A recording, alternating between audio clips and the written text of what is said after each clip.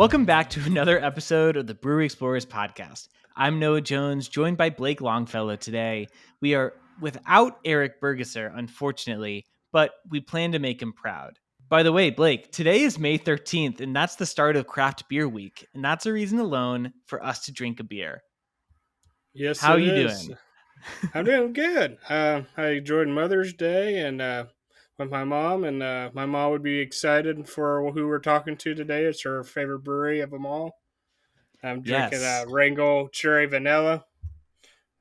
So Very nice. Very nice. I agree with you. Urban Artifact has a unique position in my heart. I definitely don't remember if it was the first Cincinnati beer that I ever tried, but it was definitely my favorite Cincinnati beer that I ever tried. When I was in Mansfield, I think I had a gadget at one point, and it absolutely blew my mind. I'm excited to talk a little bit about the gadget today with Bret Kollmann Baker.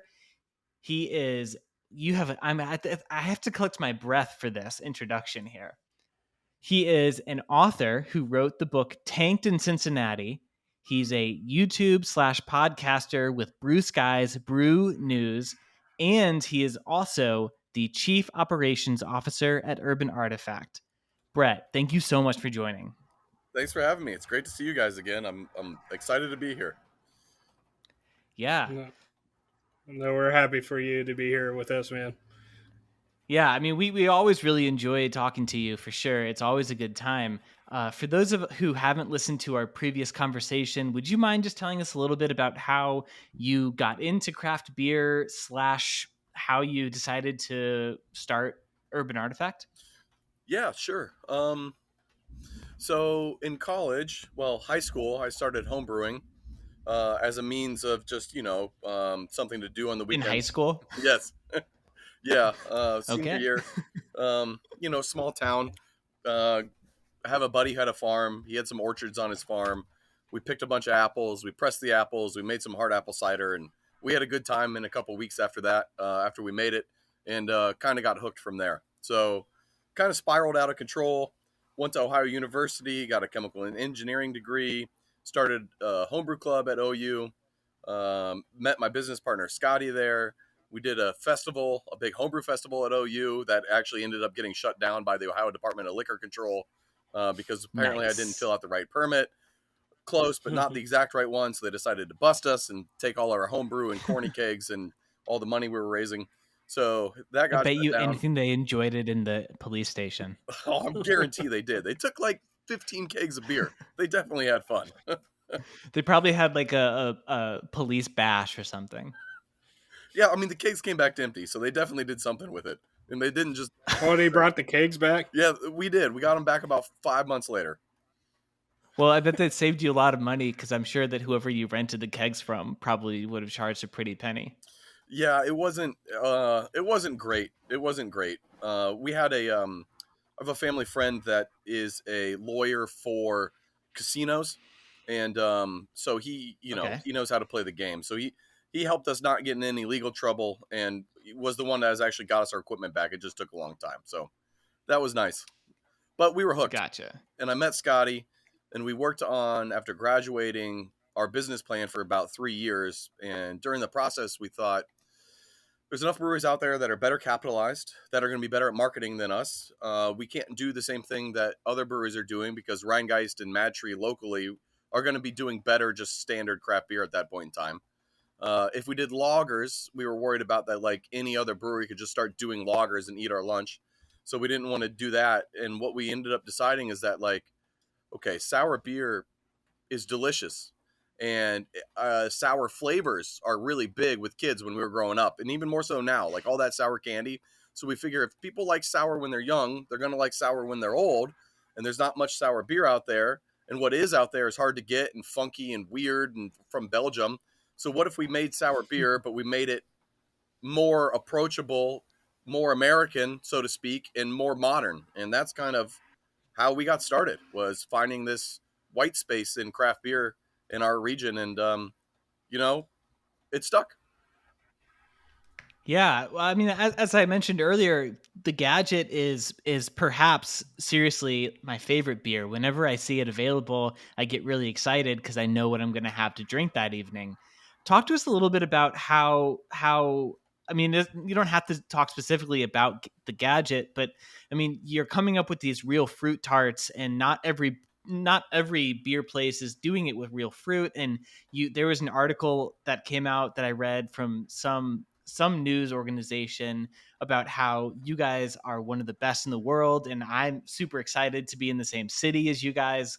And so just tell us a little bit about how like cool it is. I guess we'll change the sort of question to because I'm just so excited and giddy, so I apologize. But tell us about like how cool it is to see your dream, or maybe even like more like past, like we've gone past your dream, but all of it sort of come to fruition to be as incredible as it's been. Man, it's been wild. Um, I think the key part of all of it, how we've found success, is um, not compromising on our values to the point where we're brewing things that we're not proud of. And it's not so much like, okay, do you remember like Founders' whole thing when they were first starting is like, we brew what we want. And like that was their whole thing. Well, that's great and all, but you also got to brew what sells. And the other side of that is like, we just brew what's hypey and what sells. And like that to me doesn't have any staying power either because you're just chasing trends. So you have these two sides of the coin. Founders of we're just not going to compromise at all and we're only going to do what we want, which that isn't the case anymore anyways. And then the other side is we're just going to brew whatever's hot and chase trends right now, which to me builds no identity. So for us it was brewing what we want, but also adapting and brewing what the customer wants. And so for us it was sticking to making sour stuff, and eventually over time that's morphed into fruit. But by brewing and sticking true to our roots and our values, but also brewing what customers are going to be wanting to buy, we've found some success, and the amount of success and feedback that we've had has just been it's crazy. We had people when we first opened coming into our tap rooms and our tap room walking in, not even trying anything yet, and be like, "I heard you guys make sour beer. Sour beer sucks." Like, well, what? Why are you? Why did you even walk in? What are you doing here? Like, what the hell is going on? Like, now that you're here, I mean, take a seat and let's try some stuff. But like, to come in so angry off the bat was crazy. Like, the people were literally doing that. So going from that to the point now where like I feel like we have really established a strong identity for Cincinnati beer in a way of being good with fruit and acidity. It's been awesome. It's just mind blowing. Yeah, for sure. When you think about the world craft beer, how do American craft beers compare to other countries? Do you aim to make it sweet like candy? That's a good question. I think in general, America, the past 10, 20 years, ever since the hop craze, I guess, of the 2000s, um, it's always been about excess, right? How can we push everything to the max? And it was all those like IBU wars of like 2010, if you remember those. And then Mm-hmm. it's been like the pastry stout wars of late, and like who can make the sweetest, bullshittiest beer there is with the most alcohol, and making saisons that are 10% alcohol rather than 4 or 5 like they're supposed to be. It's just that kind of defines America beer to me. Is how do we take what is good about this style and turn it up to 11? So for us, we did the same. We just did it with fruit. We took fruit and we turned it up to 11. And I personally don't love the candy sweet things. I know that people like that. But for me, if I want to drink 3 or 4 or 5 or 6 beers in an evening or a day, if it's too sweet, I mean, how can you? That's just too much sugar. So for us, it's about finding the balance while still highlighting and pushing the fruit to the extreme because that's what America wants. That's what people want to drink. They want, if it says raspberry and blackberry on there, it better taste like raspberry and blackberry, or we're going to have problems. The royal we is in the customer experience. So for us, it's about how do we turn up that fruit flavor without dialing up the sweetness, but still maintaining that balance. So that's kind of where we landed at with. So you go to some sour places and they say that it tastes like this fruit, and some of them don't taste like anything. But yours always tastes exactly what it said. So what are some people doing that you're not that what you're doing that other people aren't doing? I think part of it is just the sheer amount of fruit we use. We use a lot, like over 1 million pounds a year, and fruit's expensive. So we charge more for our beers, and a lot of places don't want to charge that much. So they'll either use not enough fruit, so it won't taste like the fruit, or they won't hardly use any fruit at all, and then they'll add flavoring or whatever, some type of fake extract or something like that. I fake in quotes. Sometimes they're naturally derived, sometimes they're artificially derived, but you're basically taking the essence of the fruit, but not the whole fruit. So, there's beers out there that call themselves blueberry beers, but they don't look purple. They look yellow No. and they smell like a Tootsie Pop. Like that to me isn't a blueberry beer, That's a blueberry flavored beer, which is very different. So for us, it's just been about knowing what fruit we're working with, knowing how to handle it, and if we need to, just buy more than seems reasonable, fiscally reasonable. And something like strawberries or blueberries, to really get a good flavor out of those, you actually got to cook them, like almost making like a compote. Then the flavor, it pulls through a little bit better after fermentation. Where something like raspberries, actually keeping really delicate heating so you can still pasteurize but still get fresh flavor out of it, that's important too. So knowing how to handle the fruit, knowing where you're buying it from, those things matter. Like Mexican blackberries, they're starting to hit the market. Mexico's investing a lot of money right now in berry production, because there's a whole bunch of geopolitical reasons, but largely it's harder and harder to get Mexican farmers across the border to farm and pick in America, because Americans don't want to do that hard work. So the farms are actually moving to Mexico rather than continuing to be grown in the U.S. But as a result, the Mexican climate isn't the same as like the Pacific Northwest, so you don't actually get as good as blackberries, but they're significantly cheaper. So that's something else in the marketplace that we have to constantly be aware of, is where are we sourcing from and how do we balance cost versus flavor? Because while Mexican blackberries are maybe a half the price, they're maybe 1/4 of the flavor of a Pacific Northwest berry. So finding that right balance is really important too.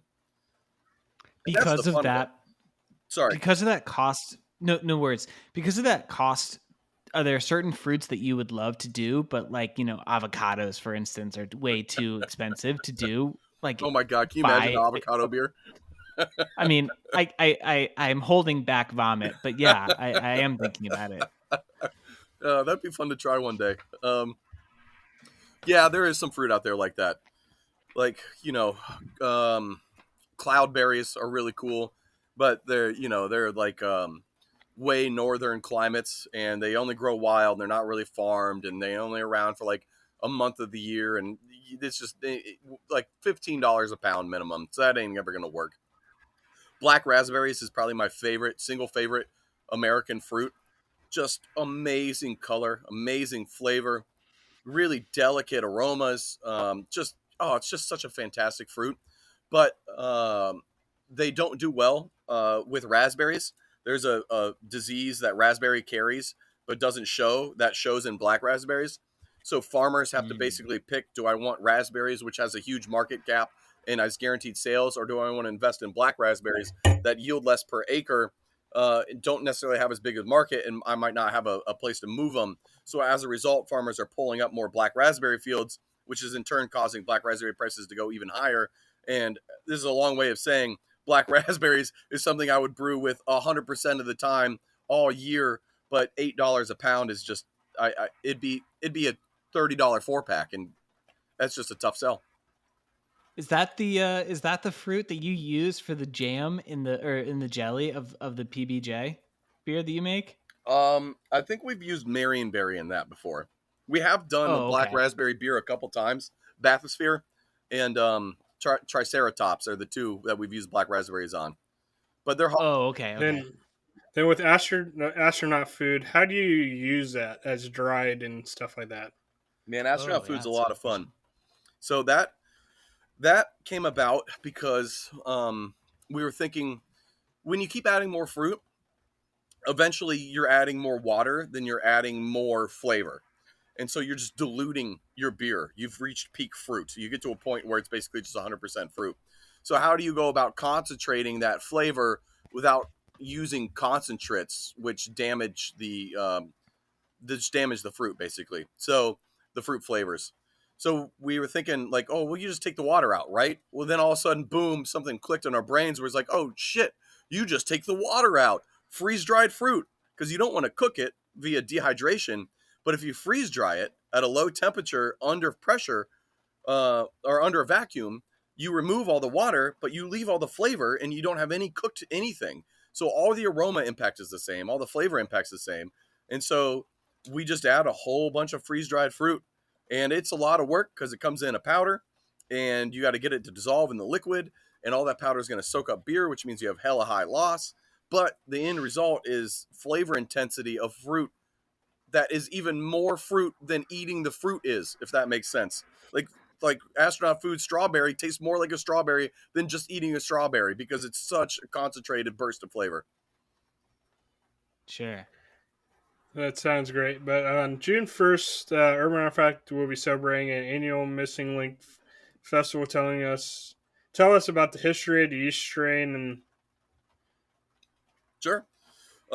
So Missing Link came about because of my friend and co-host on Brew Skies, Mike Morgan.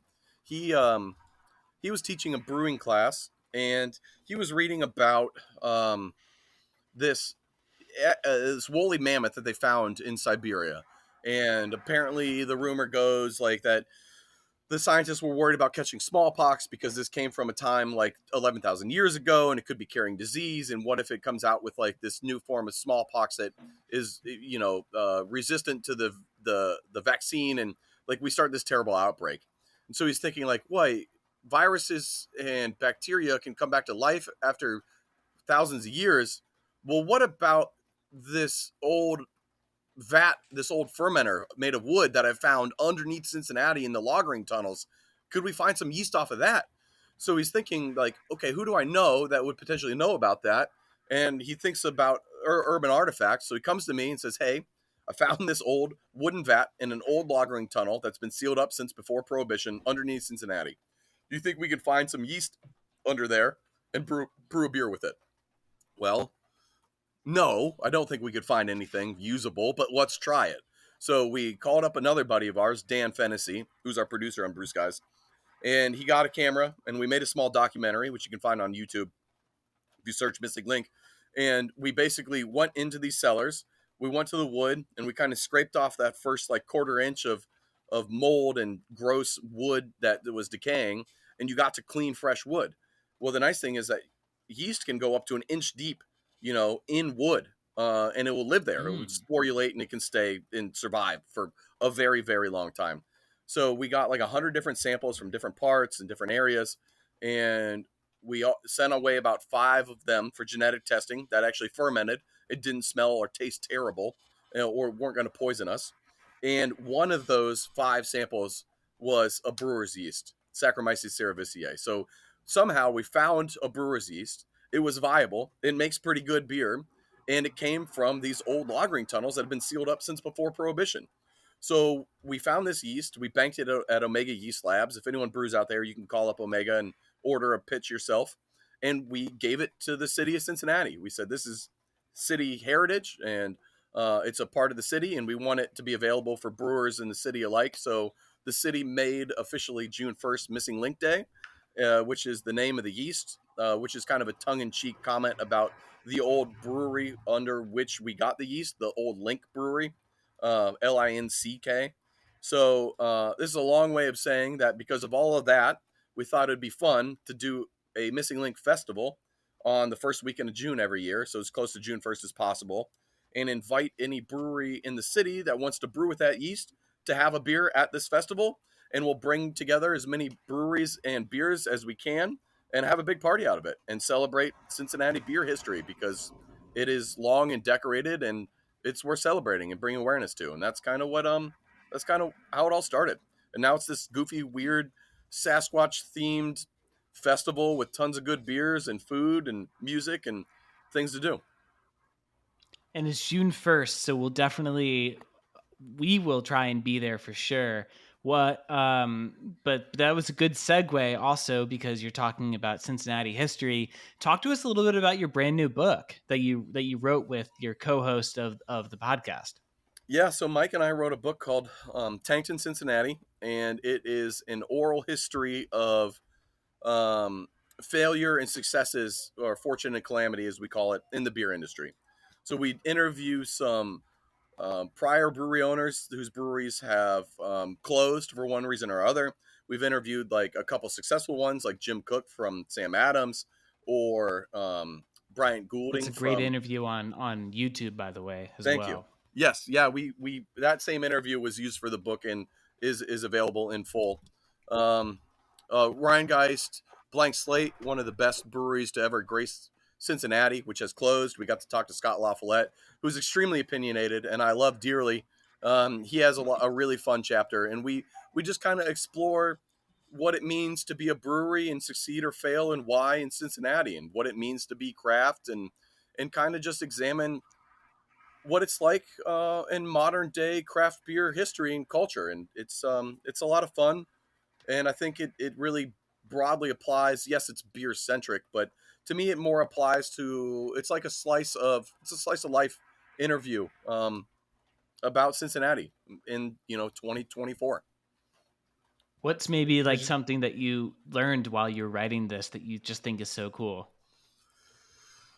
I think my favorite thing, my favorite conversation I had, I think, was with one of my favorites was with Scott LaFollette from Blank Slate, to learn why he failed, I wouldn't even say it was failure, is more just choosing not to continue because it was slowly killing him while he wasn't making money.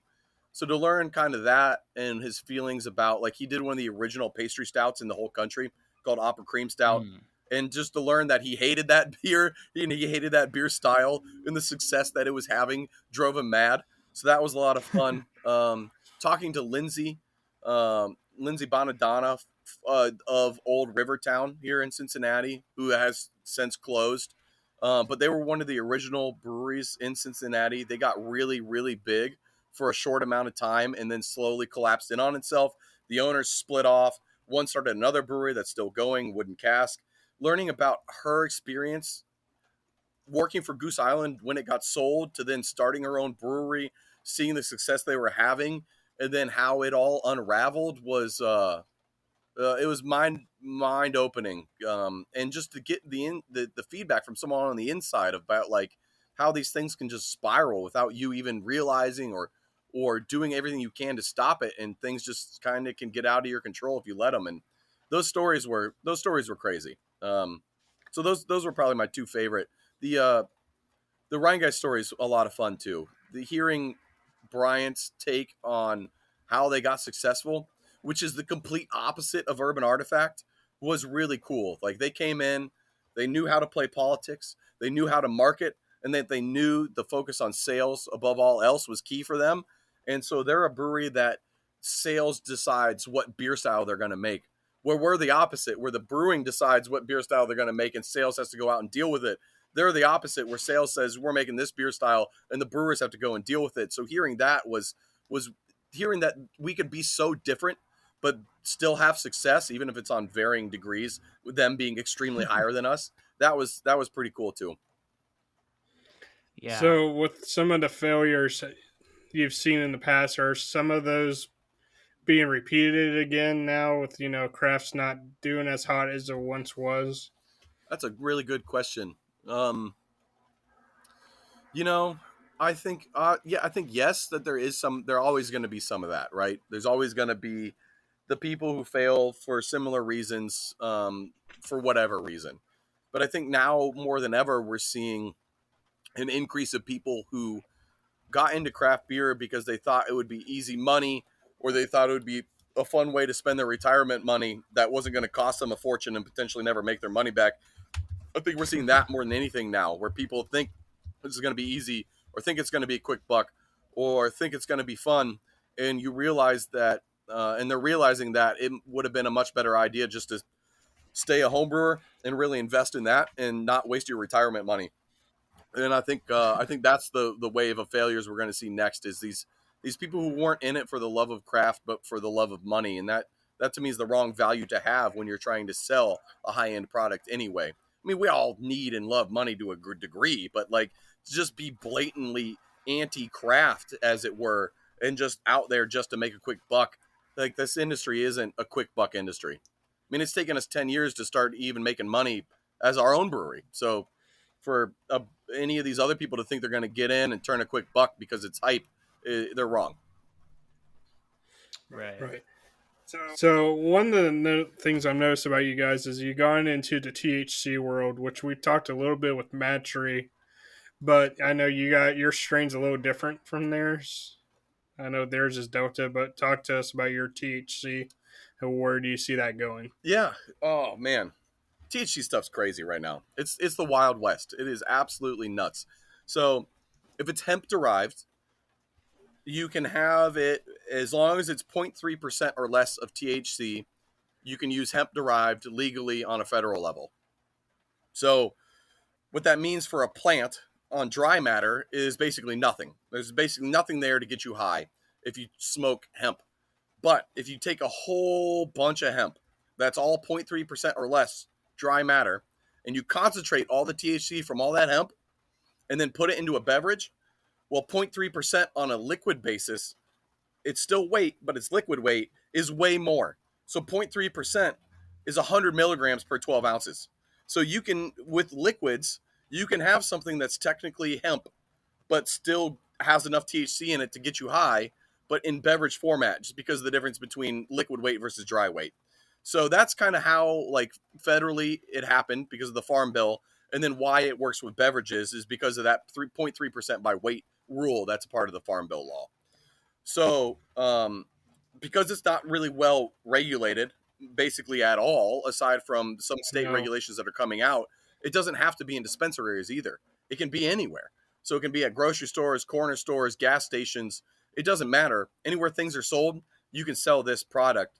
So that's the beauty of it. It's Delta 9 THC, which is the main psychoactive THC compound in any other rec form, but it's just Delta 9 THC. So it doesn't have any of the other cannabinoids in it. It's just Delta 9, maybe some CBD, and you just buy an emulsion and you pour it into your liquid, and whatever you want to mix it into, you can mix it into and then package it up and sell it. It's pretty great. I think that's the kind of the operational side. I think culturally, the impact here is what I'm most excited for.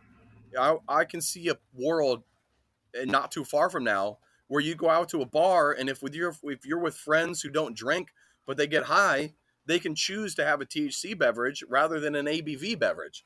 Or if you don't like getting high, like I personally don't actually like getting that high at all, but I love drinking me some beers. If I can go to a place with my buddy and I can get a beer and he can get THC at the same spot, that to me is the cultural shift I want to see. Then we're not like hurting bars. We're not hurting restaurants. You can go to any place that you're going to go normally with your friends, and if they're sober, California sober, they can have their THC, you can have your alcohol, and life can just continue to move on, and we can continue to go out, we can continue to support bars and restaurants, and we all can get messed up to a varying degree on whatever intoxicant we choose to, and not have to worry about it. That to me is the beauty of it. It's not alcohol or THC, it's alcohol and THC, and not at the same time, unless you're, one of those people who can handle that.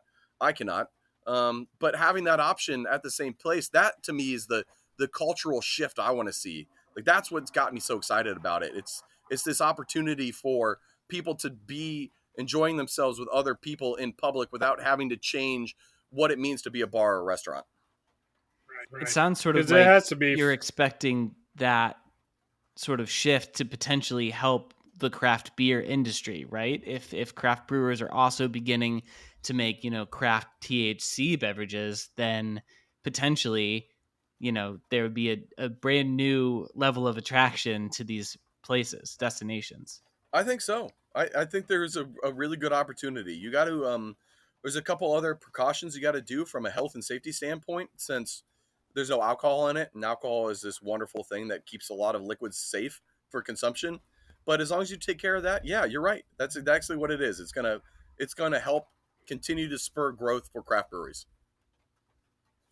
It probably is hard to judge it too with we're like 4 months or 5 months away from a year of us passing in the state of Ohio, and our wonderful Congress in Ohio hasn't touched it with a 10-foot pole.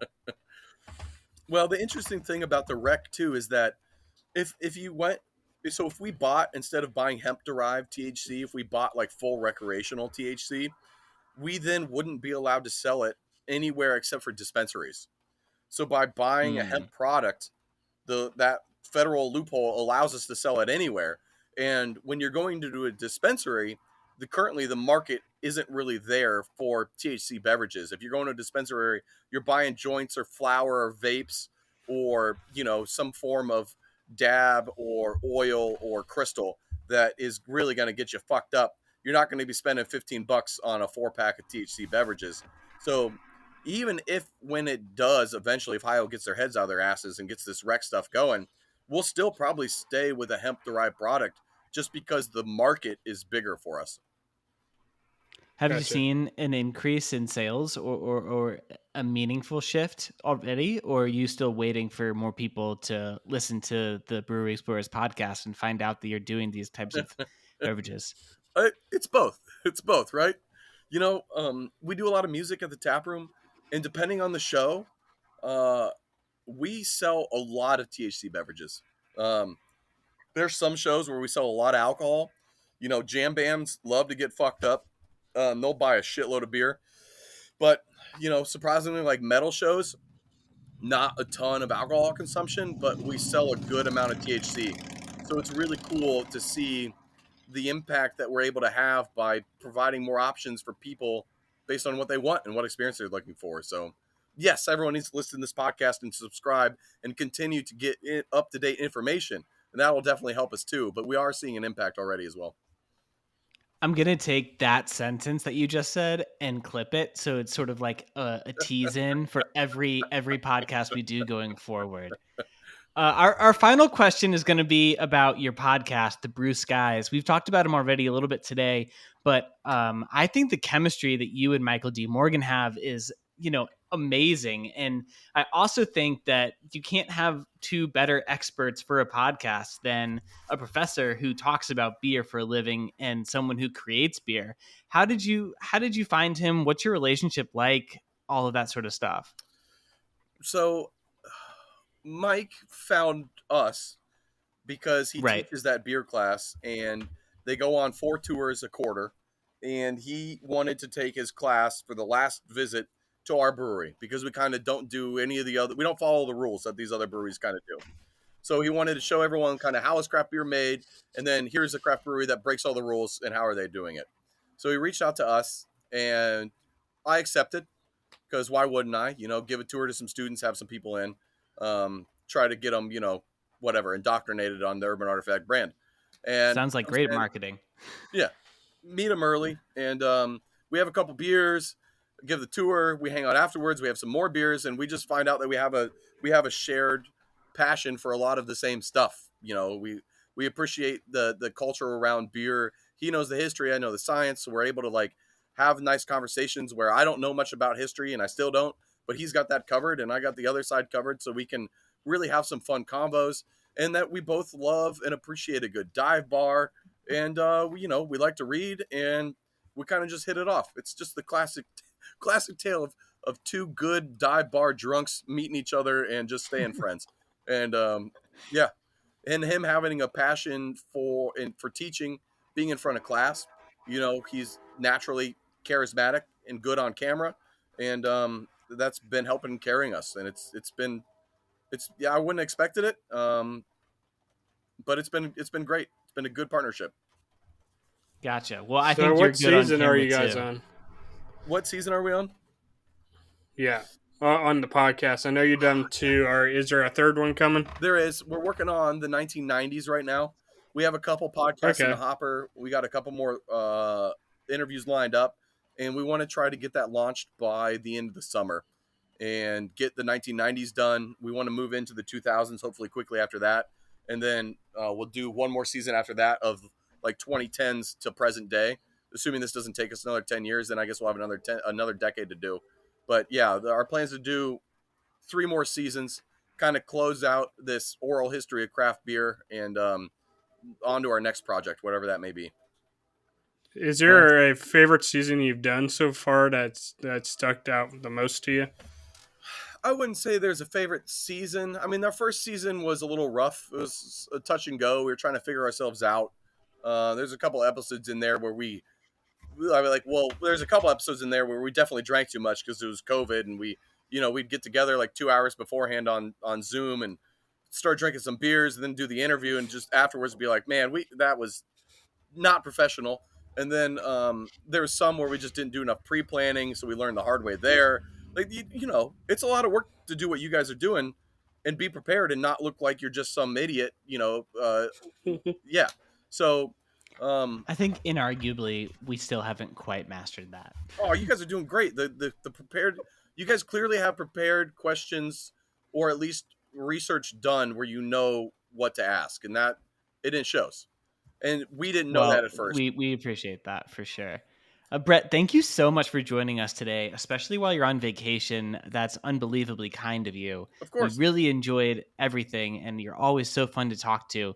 Can you just tell our listeners where they can find your book, Tanked in Cincinnati? Oh, yeah. If you want to support us as authors the best financially, head on over to Urban Artifacts website. You can buy it there, or go to like missinglink.com, the festival website, which Mike and I run. We also sell the book there. So if you buy from those two places, we get the biggest cut.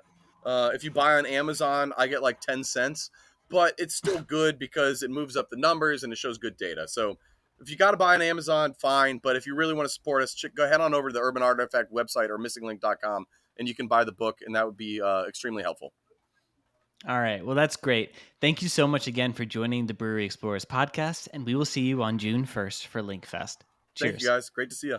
If you enjoyed this show, please share it with your drinking buddies. The Brewery Explorers is hosted by Eric Burgasser, Blake Longfellow, and me, Noah Jones. Our video is edited by Eric Burgasser. I also produce this podcast.